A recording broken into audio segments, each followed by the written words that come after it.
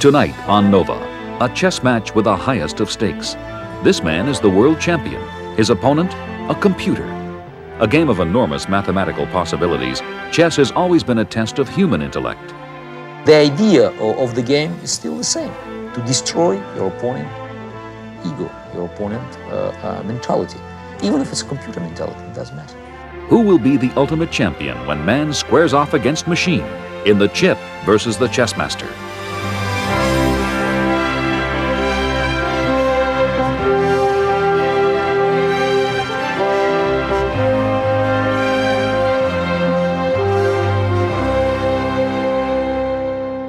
Funding for NOVA is provided by Lockheed, a bold new force in systems engineering, management, and technology services for defense, space, and industry. And the Johnson & Johnson family of companies, supplying healthcare products worldwide. Major funding for NOVA is provided by the financial support of viewers like you.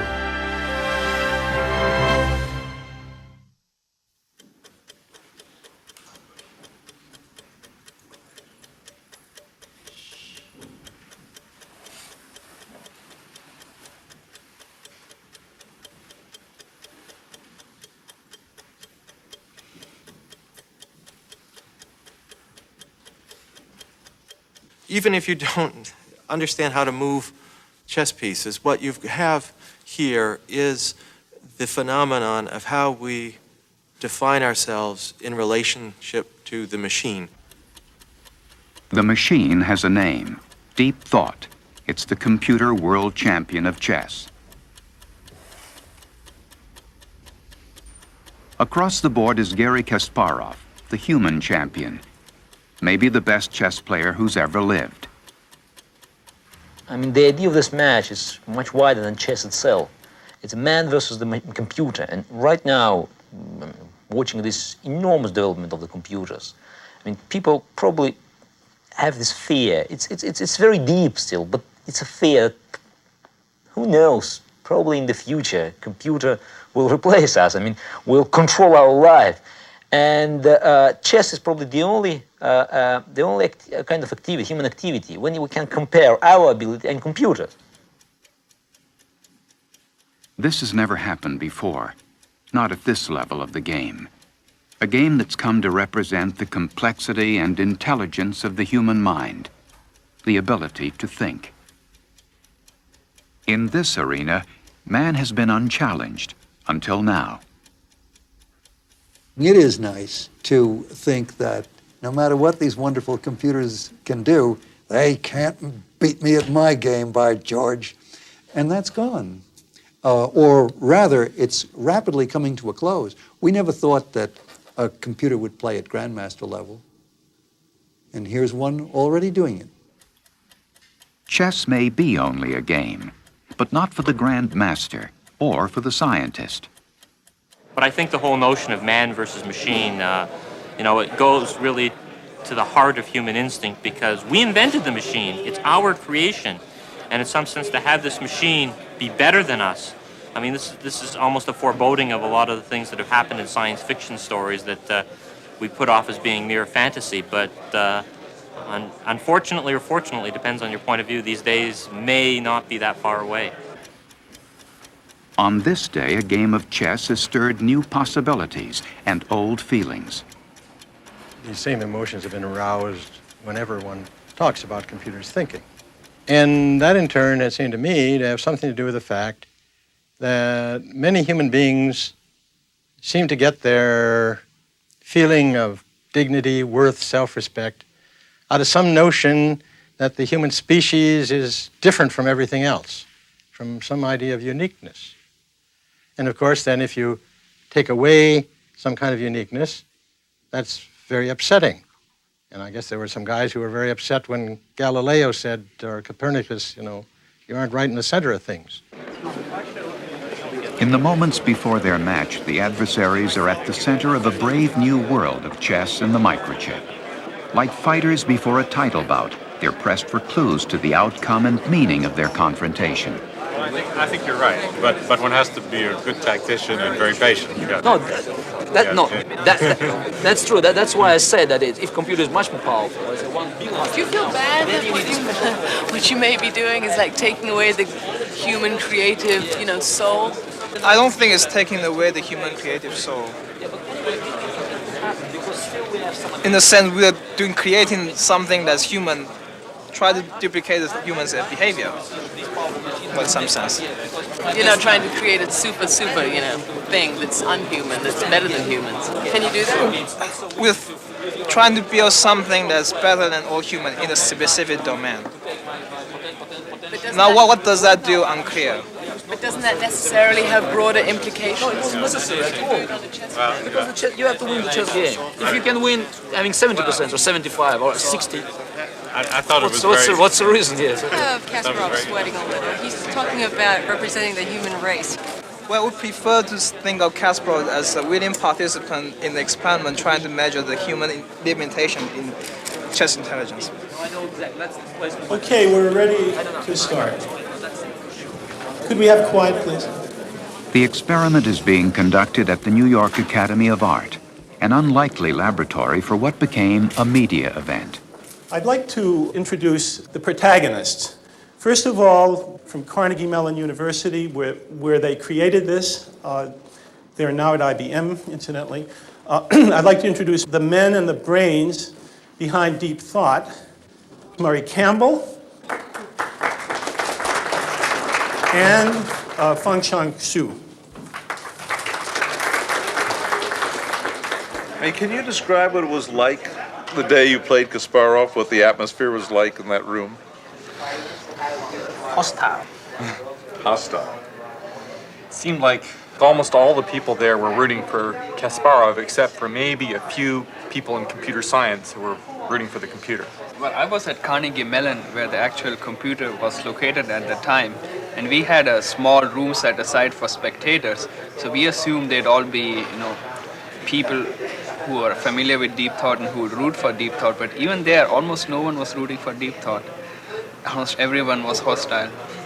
And now I'd like to introduce a very young man, incredibly young for what he's accomplished, from Baku in the USSR, a man who at 26 can very reasonably claim, and he's being heralded as such, as the greatest chess player in history. I'd like to introduce the champion of the entire world in chess, the world champion, Garry Kasparov. This is something. This is an event. Kasparov. There's been no one like him in the chess world since Fischer that generates this kind of emotion. It's sort of hero worship. Bad guy, bad boy kind of emotions. That he's just perfect to be the first person to go in. The first world champion to go in with the emerging strong chess programs. Garry, if you were to lose in the next few years to some super machine, what effect do you think the loss by the world champion to a machine will have on chess as a creative and as a business enterprise? You mean within the next 5 years? Yeah. Well, whatever. Okay, thank you. It means that I will be world champion for the next 5 years. Thanks for this compliment. Yeah, I understand. I think we'll find enough human ability to fight, especially against a computer. But if computer beats one day, I don't know what will happen.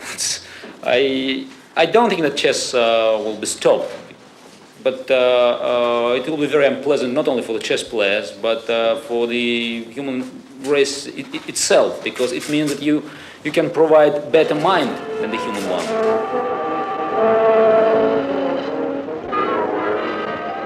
A thought unpleasant to some has inspired others who would turn smoke and fire and metal into a mechanical grandmaster.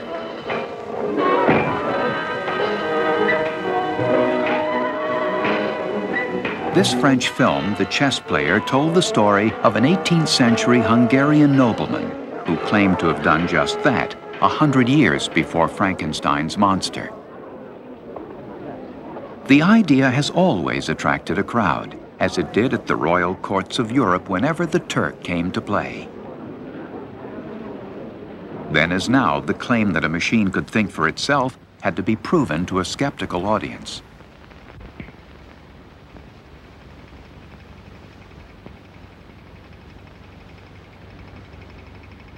What the public saw was a complex automaton whose gears and levers were carefully charted and studied. The Turk was one of the most popular and successful chess players on the continent.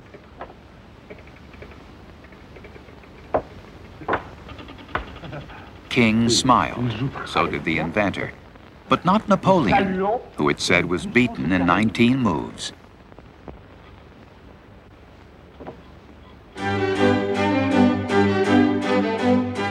The Turk had many imitators. Mephisto, the marvelous mechanical chess player. Ajib, the greatest wonder of the 19th century. But there was one thing all these early mechanical players had in common. Concealed inside the machine or in a nearby room, a human chess master operated the controls. They were all fakes. The first machine that could play on its own didn't appear until early in the 20th century. This chess contraption of pulleys and weights, of wires and electromagnets could play a simple end game and find the winning move every time. That's where automated chess stayed until the 1950s and the electronic age. As far as machines are concerned, chess became very early on a challenge to see how far we could carry computer programming into the realms of what is usually regarded as human intelligence. And chess is usually regarded as something that requires deep thought. I guess that's why they named the program that. So it seemed to be a very good area in which to test our ideas of how you can program a computer to be intelligent. Our research work has as its prime motive the investigation of human thinking processes using the electronic computer and also the game of chess. It was provocative, promising, and primitive.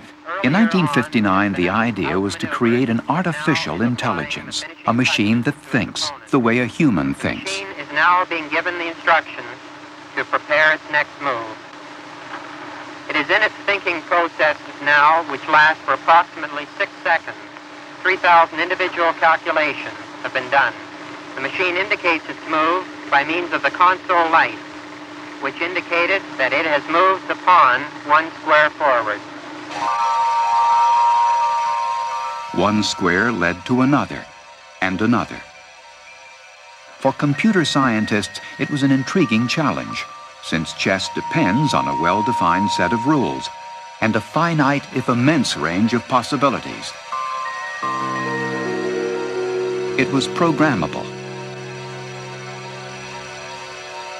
And once a machine could be programmed to play, why not to win? That was human nature. It's been a dream, one of the initial dreams of computing science since computers were first invented 40 years ago, to be able to build a machine, or in those days, write a program that could defeat the human world chess champion. It was just posed as an interesting problem. And it's been 40 years that we've been working very hard on this problem. At first, programmers thought they could succeed by imitating the human player. But by the late 1970s, as computers grew more powerful, scientists began to rethink how the computer game could approach the highest level of play. To beat humans at their own game, it would have to be done the computer's way. You think that the human mind is something special. It's more than just a machine. And when you're beat by a machine at something that's considered to be the epitome of intellectual activity, something happens. I mean, either the notion of intelligence or chess or something has to change when this happens. This may be a place to study the nature of problem solving, the potential of the computer. But that's not on the mind of Garry Kasparov as he sits down to begin play against the first computer good enough to challenge a world champion. I'm going to start the clock now. Everyone be quiet and no more talking, please. In the game of chess, every move counts, forming a pattern of attack or defense. The power and role of each piece is determined by its relationship to other pieces on the board. A pawn may be the weakest piece, but on the right square at the right time, it can threaten a king. Both man and machine have the same goal, how in every position to find the best possible move, but they won't find it in the same way. Kasparov calls upon every resource of memory and knowledge, of imagination and inspiration. Deep Thought does what a computer does best, crunches numbers, millions of them. Computers deal with ones and zeros and add and subtract. The grandmaster deals with initiative, momentum, attacks, defenses. He can't even explain some of the things that he did. If you ask Garry Kasparov why he made a certain move, he'll say, well, it was just the right move, or it feels right. What Garry Kasparov knows is the weight of history, the burden of defending a tradition traceable at least to the 6th century, to India or Persia. When the Caliph of Baghdad was asked, "What is chess?" he answered, "What is life?" For the faithful, the 64 squares hold incomparable beauty and impenetrable mystery.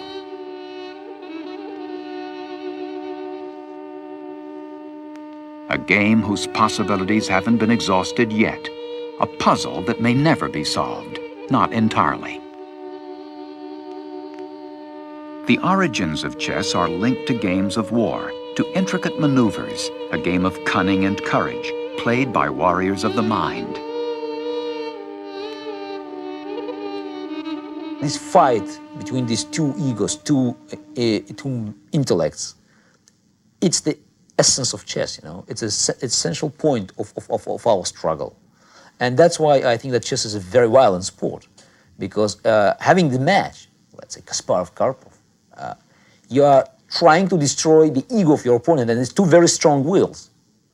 And if you win, it's a big psychological shock for another player. In order to want to compete at chess, in order to want to win at chess, it probably takes a certain type of personality. You need to be very competitive.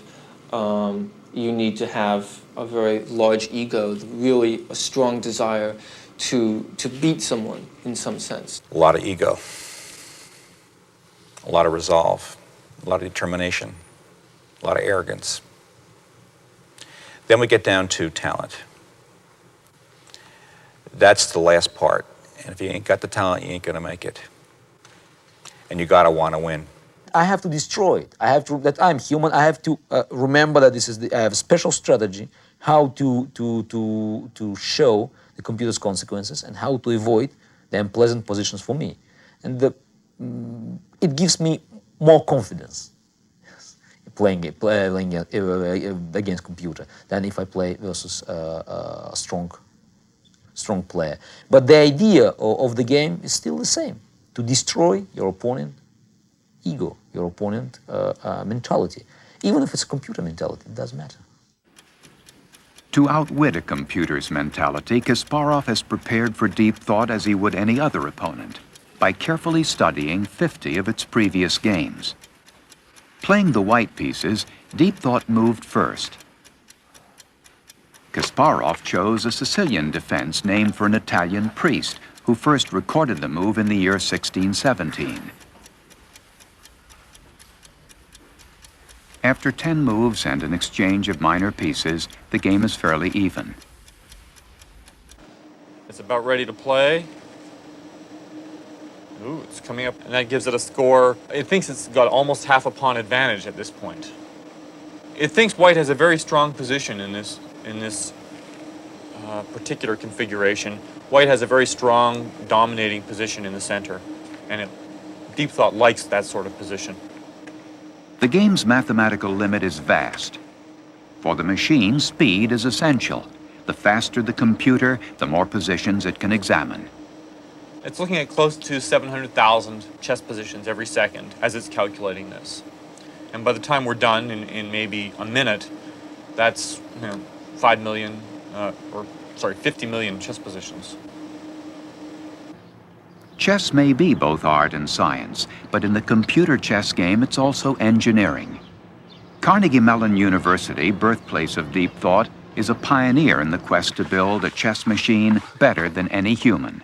So deep thought starts when it's making a move by sitting at a little chessboard. So there it is, okay?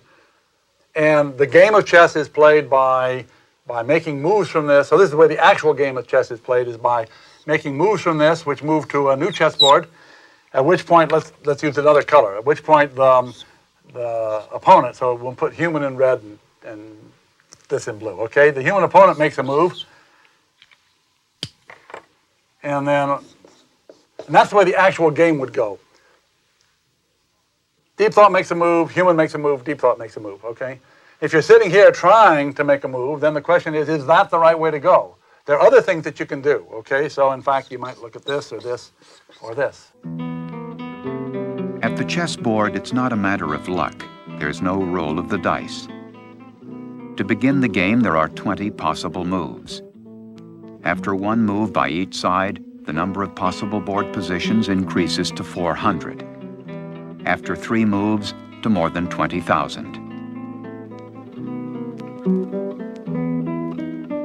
By mid-game, to look ahead several moves involves possibilities in the trillions.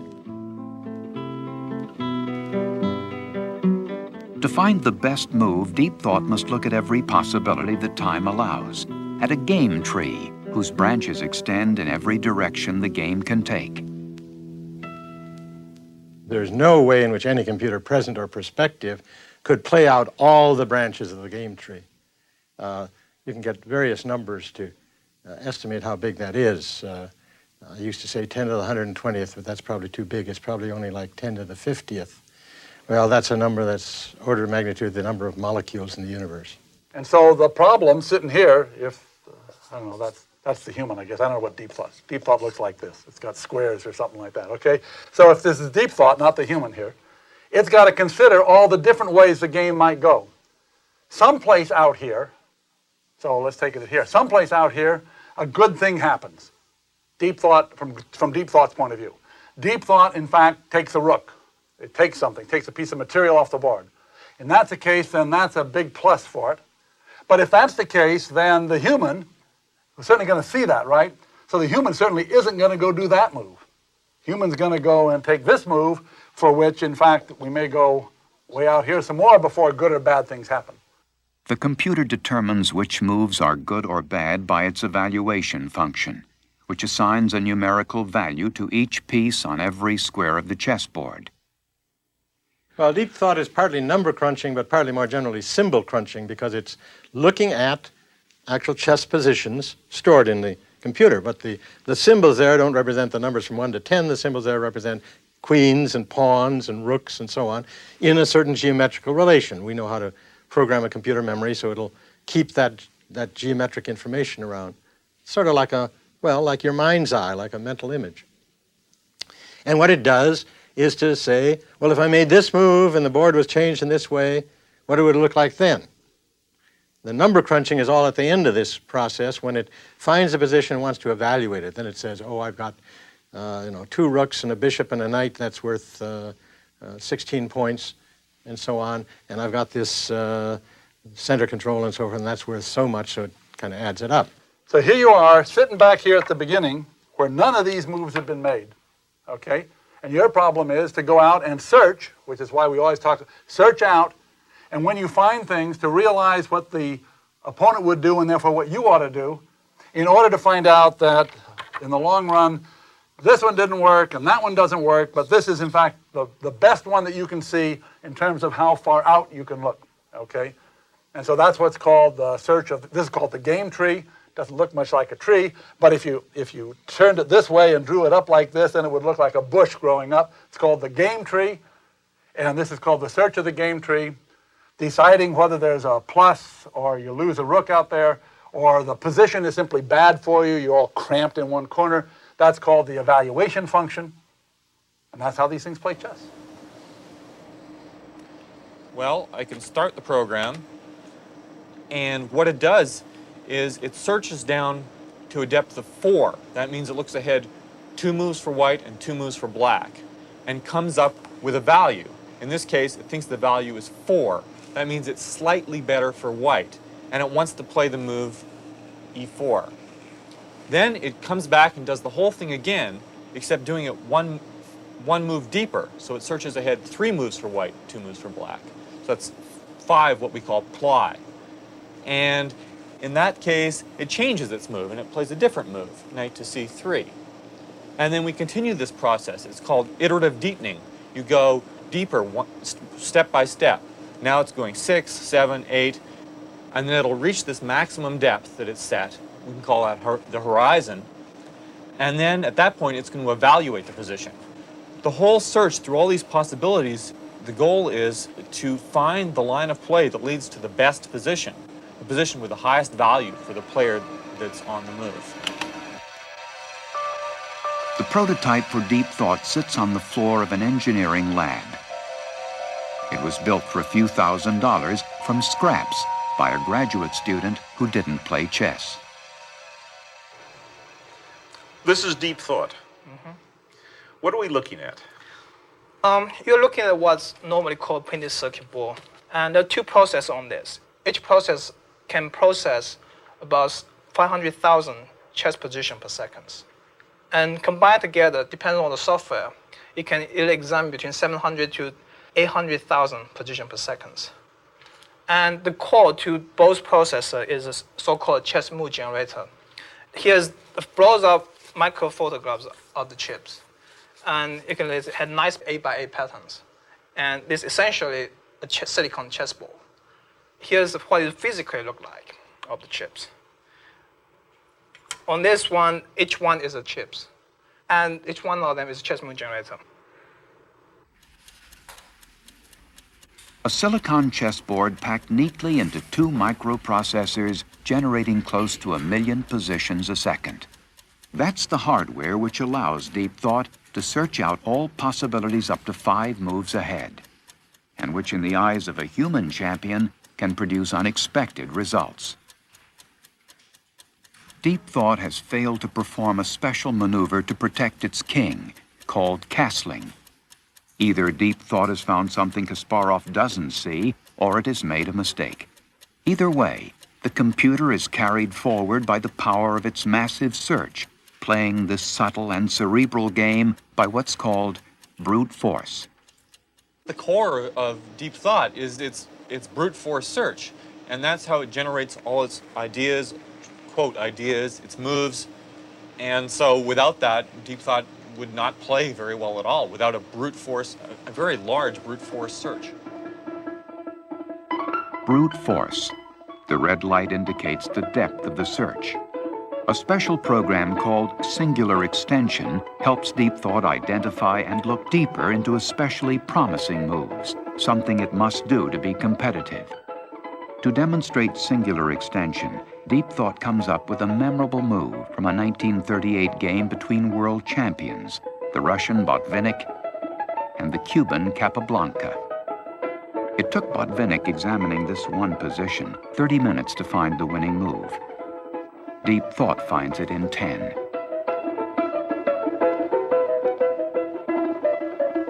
Singular extension gets more out of a computer's search, enabling Deep Thought to see as many as 20 moves ahead in complicated positions. A human looks at 1 or 2 positions in a second, maybe 100 positions when it's considering a move. Deep Thought looks at several million a second. And when you take this over an average 3 minutes moves, you're talking 100 million positions, something like that. Very, very little knowledge, lots of engineering. For Deep Thought, a little knowledge goes a long way, but not without a code of commands that weighs almost 5 pounds. In tournament play, there are time limits. For Deep Thought, that means a trade-off between time spent on search and time spent on knowledge, including its evaluation function. The Deep Thought team believes more speed alone, a deeper search, will be enough to win, but they're taking no chances. You need some minimum amount of knowledge. And of course, the more knowledge you have, the less speed you need. But the way we look at it is that if we can add a little bit of extra knowledge, that gives us an extra margin of safety in achieving our goal to beat Kasparov. More has been written about chess than for all other games combined.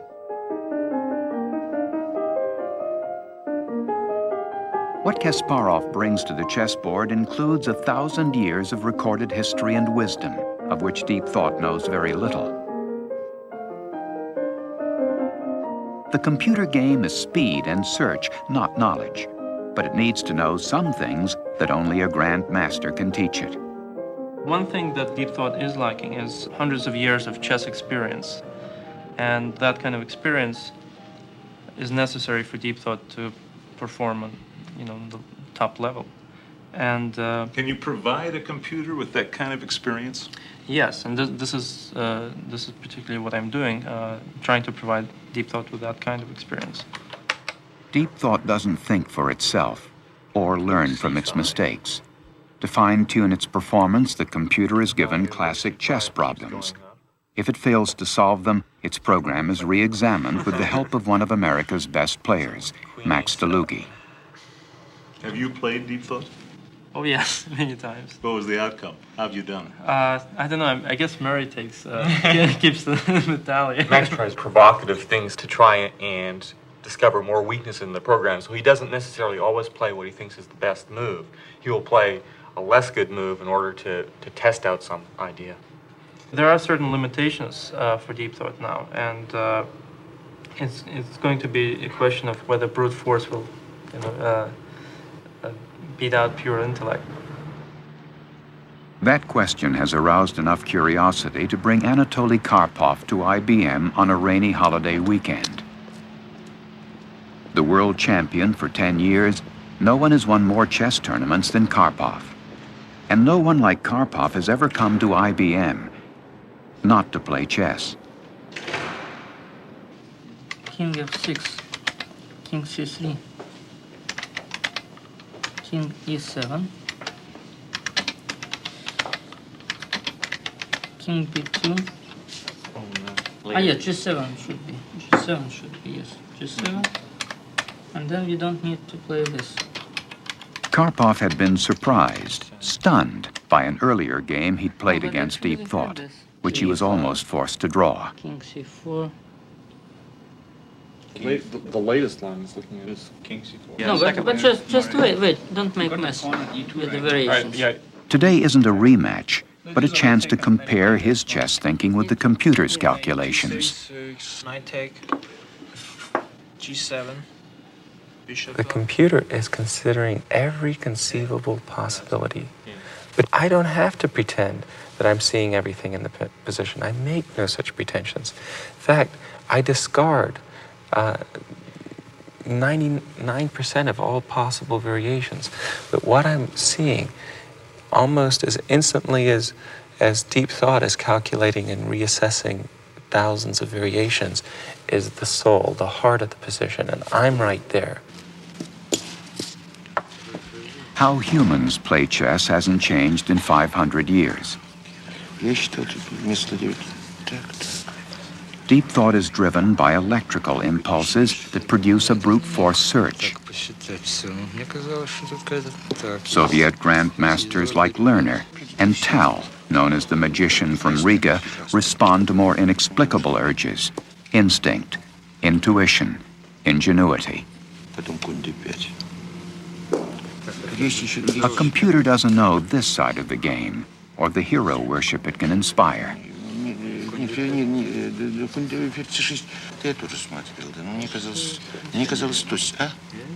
There is such great difference between computer's operation and human. Chess is not only pure calculation. Even if computer calculates millions of the position, you still have to evaluate or to not evaluate, but just to understand the position itself.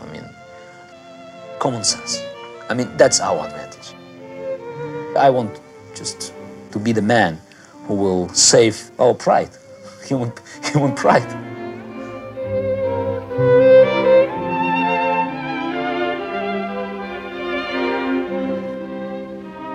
How the machine plays chess is understood, programmable, at least by computer scientists. At the chessboard, It's man who works in mysterious ways.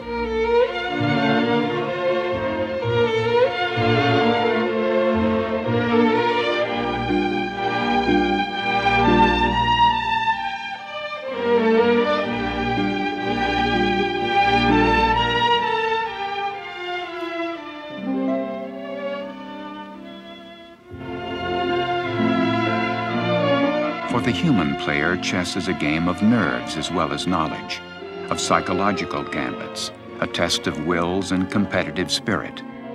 None of that will matter to Deep Thought.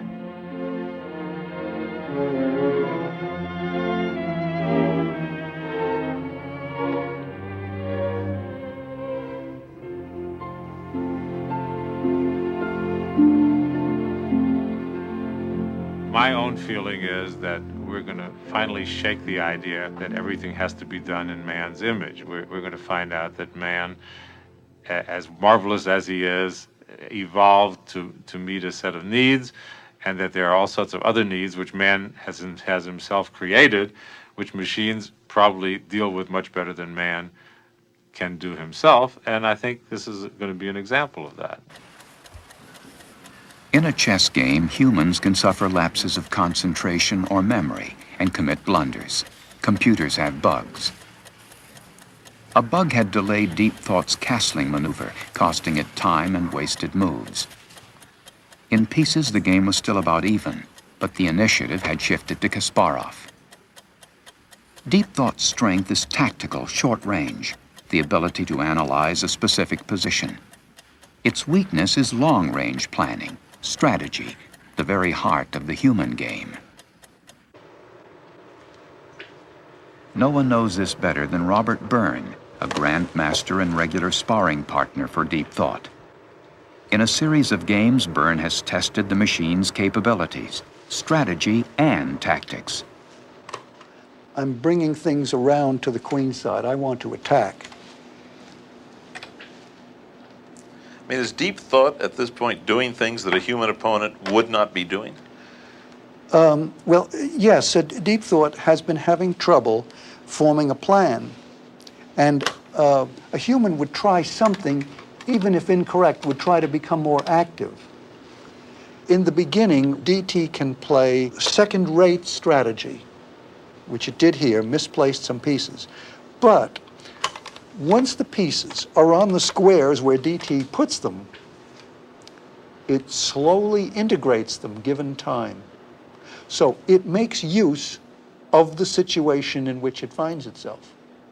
That's not just in this game. DT does that. Byrne has won and lost against DT, and familiarity has bred respect. The outlook for humans is not too good, because the two games that I won from Deep Thought were very beautifully played by me.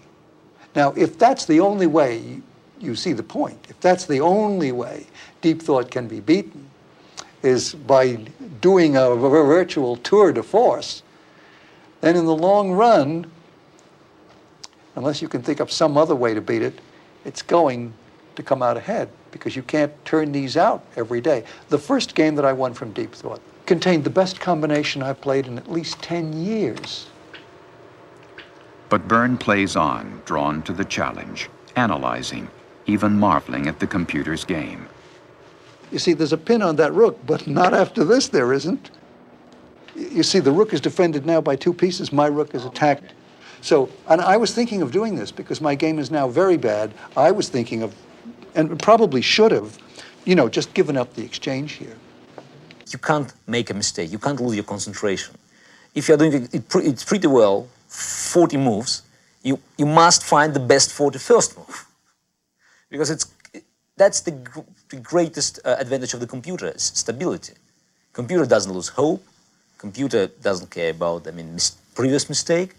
No psychological hesitations. The machine will see some cleverness that the human being had not conceptualized. And I see that all the time with high-tech and with other computers. They do things that are very difficult for humans to understand. And for instance, on defense, they will defend like iron. They see all the possibilities and they very objectively deal with all of them, try try to ward off the most dangerous ones and maybe have to accede to the less dangerous ones. Whereas a human being usually collapses under that kind of pressure and eventually makes a mistake and loses. Some people are very upset by this. They don't like the idea of a machine triumphing. But you can look at it another way. It was these geniuses, Feng Shui-Shu, Murray Campbell, Thomas Anantaraman. That's a human achievement, what they did. So DT didn't put itself together. Humans did.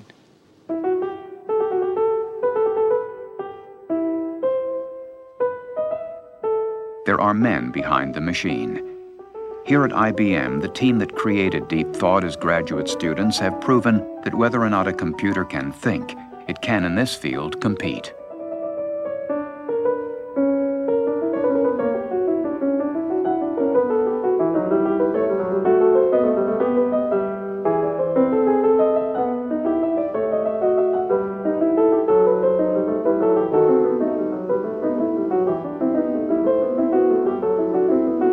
Deep Thought is the first computer to play at grandmaster level, compiling a list of important victims that grows as it gets deeper and deeper into the game. It's very important that they refuse to follow the traditional way, to copy our brains, our mind. And they try to use only computers' advantages, calculation, evaluation, etc. And that's the best way now. But I'm not sure that the computer will beat world champion, because it's a difference to beat players, chess players, strong grandmasters, even contenders, and the world champion. Because world champion is absolutely the best, and his greatest advantage and his greatest ability is to find a new way in chess. And it will be something you can't explain in the computer. It's a big issue of psychological interest about what lets a Kasparov play the kind of chess and show the kind of performance, given, for instance, he would not like this way of saying it, I'm sure, given that he only can search a little bit. You have to feel chess game. You have to feel the harmony of chess pieces at the board. It's beyond computer's capability, it's no doubt. And I'm sure it won't be available even in the future. The positions have been staked out. In the opening, the two sides had maneuvered for control of the center, for influence over as many squares as possible, for mobility and striking power. Now they are ready to engage their forces to begin the battle of the middle game.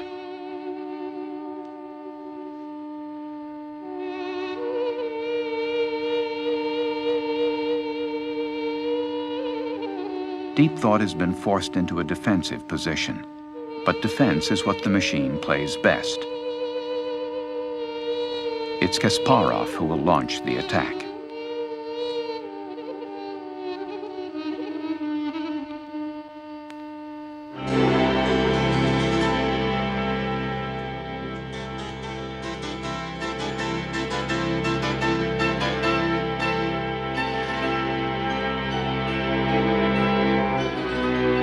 Tradition and culture have bestowed upon the world chess champion an aura of mythic mental powers that will not be easily conceded to a machine.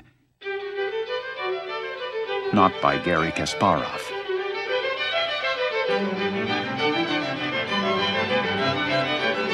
For as long as chess has been played, it's been analyzed, a ritual that draws the chess crowd to a nearby room and fills it to capacity. Interesting idea. I don't know if it works. See, one of the beautiful things about chess is its complexity. Humans have so many different ideas, and there are games and positions still in the Fischer-Spassky match in '72 that haven't been clearly explained. I mean, in any games. Of course, computers are threatening in the long run to take some of that mystery away. Some of the thing that puts the human on the frontier of knowledge. And the machine comes back. We don't have to explain this anymore. We know why it's doing that. It doesn't see anything else to do. It's just waiting.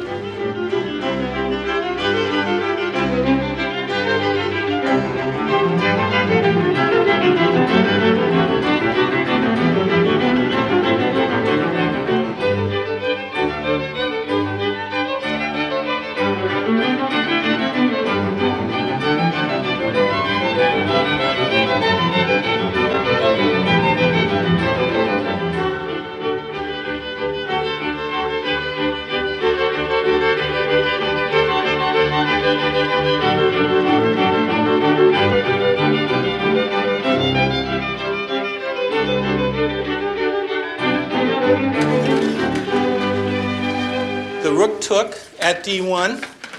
The computer is playing on, but he's a piece behind. And indeed, it was correct in evaluating some moves ago that its position was worth a piece less. Did it see all this? I don't know.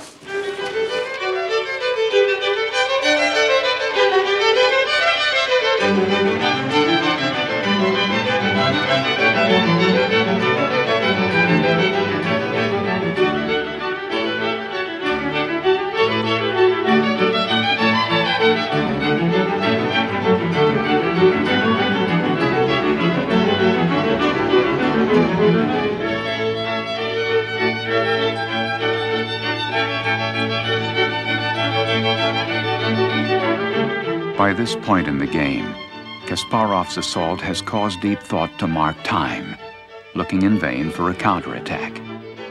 Murray, can you just explain how resignation takes place?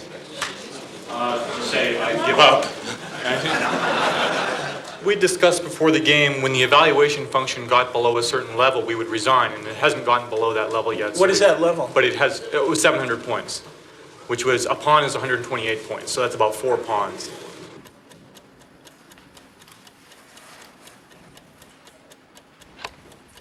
And then, after 52 moves, it was over.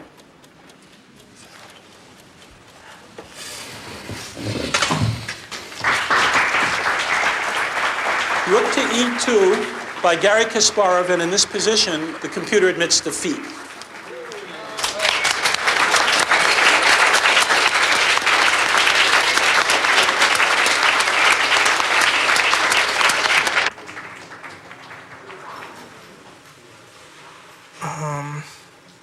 I think there's always there's a man versus machine element involved, because even at the beginning of history, people has always had fascination of creating his own equal, and this sort of a step toward that dream.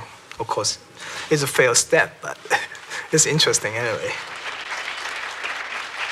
After 2.5 hours, Kasparov had prevailed, but it was like no other game he had ever played. Should I explain something? Yes. Yes. Okay, I did it well. Yes.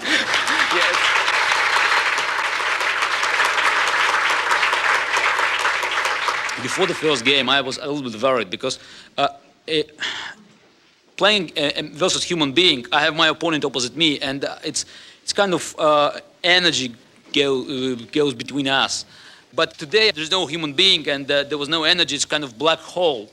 But I discovered a new source of energy because I played against computer and the audience, it's just human beings. Everybody wanted really to crash the computer because we have something common, we're a human being, and thanks very much for this enormous energy supply.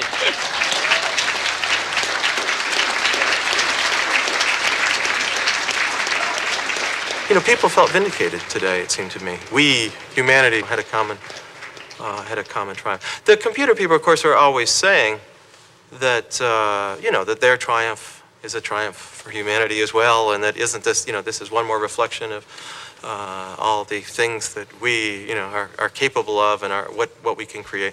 But we don't emotionally feel that way. I mean, we root for the lone Kasparov here.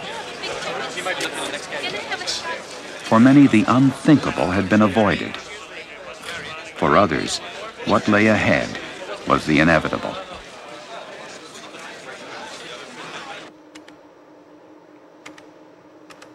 Back at his drawing board, Hugh is working on what he calls the ultimate chess machine. One that by running 1,000 chips in parallel will look at 1 billion moves a second and become champion of all the world. So once you can look at 1 billion board positions a second, you've got it. That's the way I figure, yeah. Is it just a matter of time before Kasparov is defeated by Deep Thought or by Deep Thought's successor? I think so. A matter of not very long time. Yes, in the forever future, yes. Something that a 3-year-old will hold in their hand will beat the world champion. There's no doubt about that. It's inevitable. The machines are getting faster and faster, and humans are staying more or less the same. Absolutely. Without a doubt. Without a doubt. Many have said that Kasparov is the last human world champion. I don't know. We shall see when I lose my challenge. Because it will happen once. I don't know when, but it will happen. And then I understand that's the limit. Right now, there's no limit because I can win any challenge. And I have no doubt I didn't use my 100% capability. Not yet. It wasn't necessary. And probably that's a great pity for me, yes. I want to use it fully. And for right now, for me, I think it's the only chance is to face the computer with 1 billion operations a second. Within 5 years, I will show my real chess, what real I can do at the chessboard. That's how it started in the first place, as a way to find out what man and machine could do at the chessboard, to find out more about computers and about ourselves. After all, when we get through with the mind, we will go back to how humans can feel. So machines, in fact, can't feel sad. They can't feel empathetic. You know, they can't feel sort of joyous and smile. They can't feel good when they get up. They can't feel depressed. So it turns out that those will be the real human things, and you can have your ability to think that will sort of pass in the night as the key thing. So it's only now that the key is sort of on the intellectual activities that we think that's all important. And maybe after 3 rounds, or maybe more than 3 rounds of this, we might rethink the whole situation and say, maybe the important thing isn't our uniqueness at all. Maybe the important thing is that we sit on this little pale blue globe, at least that's the way it looks from space, along with all the other creatures and the plants. And that's where we're going to live for a long time, and we better learn not how to be unique, we better learn how to live with the rest of nature, to be a part of nature.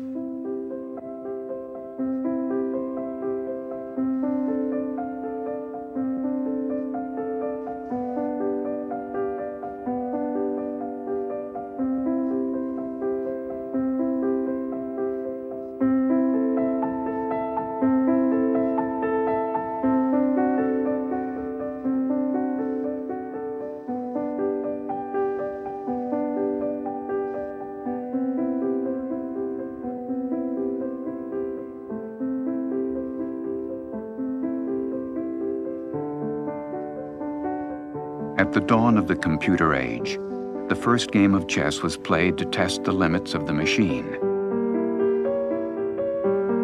Now it's the machine that may be testing the limits of man.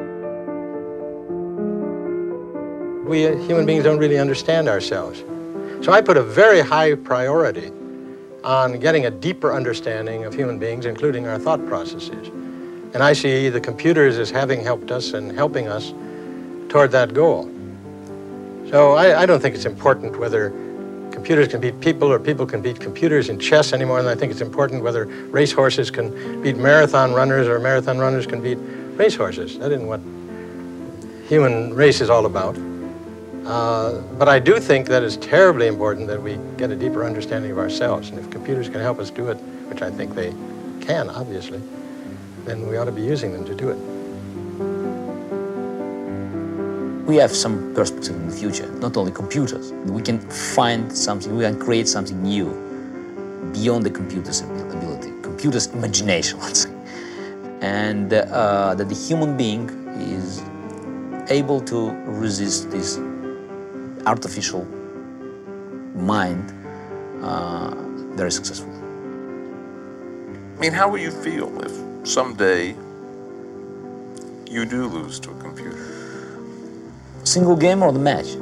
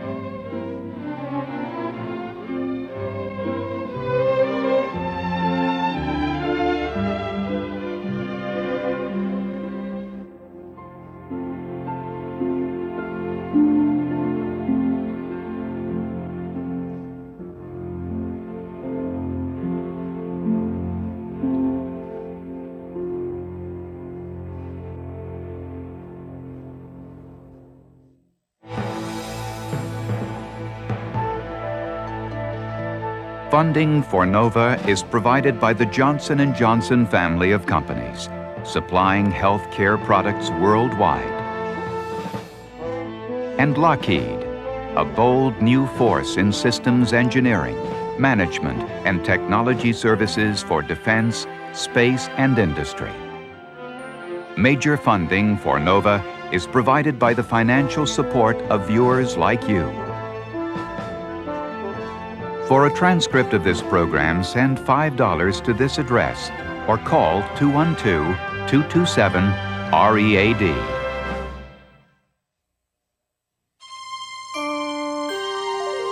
This is PBS.